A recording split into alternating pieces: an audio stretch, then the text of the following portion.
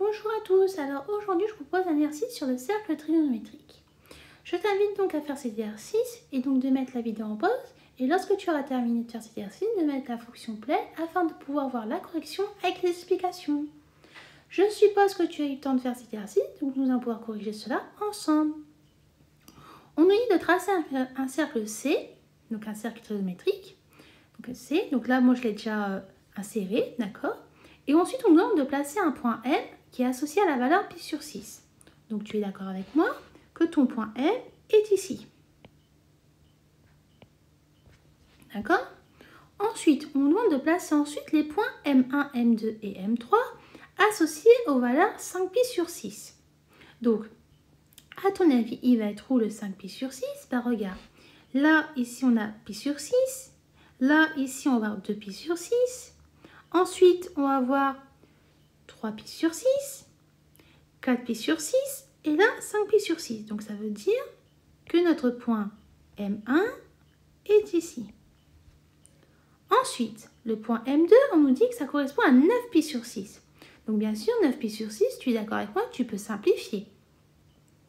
Ça nous donne combien? Ben, ça nous donne 3 pi sur 2. Et quand tu dis 3 pi sur 2, tu sais aussi que ça correspond à ici. Donc ça veut dire que là, notre point M2 est ici. Ensuite, moins pi sur 6, on le sait, c'est ici. Donc là, ça correspond au point M3. Donc voilà, comme tu peux le remarquer, il faut vraiment connaître déjà son cours pour pouvoir faire cet exercice et bien sûr savoir placer déjà les mesures principales. Ensuite, on te demande de rappeler le cosinus et le sinus de pi sur 6. Donc on va le rappeler.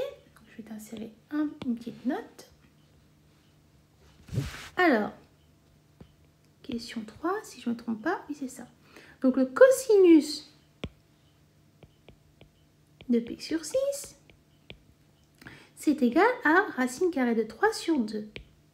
Et le sinus de pi sur 6, c'est égal à 1/2. Et bien sûr, tu peux aussi le retrouver sur ton cercle trigonométrique. Pourquoi? Parce que le sinus, ça correspond à l'axe des ordonnées dans ton cercle trigonométrique.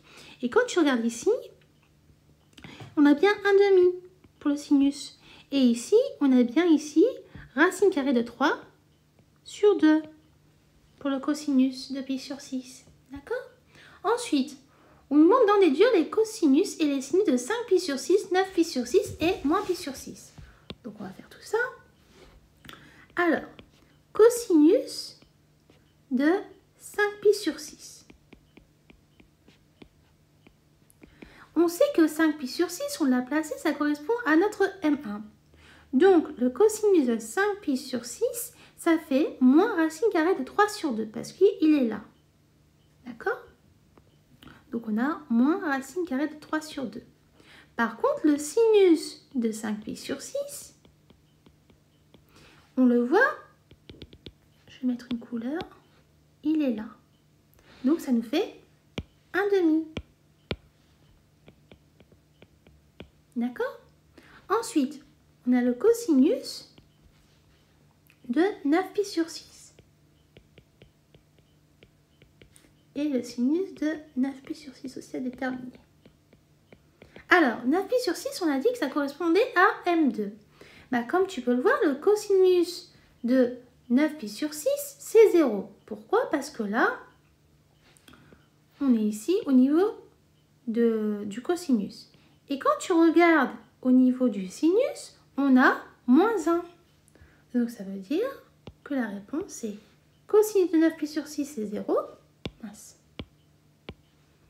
Et sinus de 9 pi sur 6, c'est moins 1. Maintenant, cosinus de moins pi sur 6. Et sinus de moins pi sur 6. Alors, comme je t'ai dit tout à l'heure, moins pi sur 6, il est là. Quand tu regardes le cosinus, ça nous donne racine carrée de 3 sur 2. Par contre, quand tu regardes le sinus, on a bien moins 1/2, qui est juste là. Donc là, on a racine carrée de 3 sur 2 ici. Et là, on a moins 1/2. Voilà. Donc, comme tu peux le voir, ce n'était pas un exercice très compliqué. Il fallait juste savoir placer les points qu'on te demandait de placer et ensuite de déterminer le cosinus et le sinus.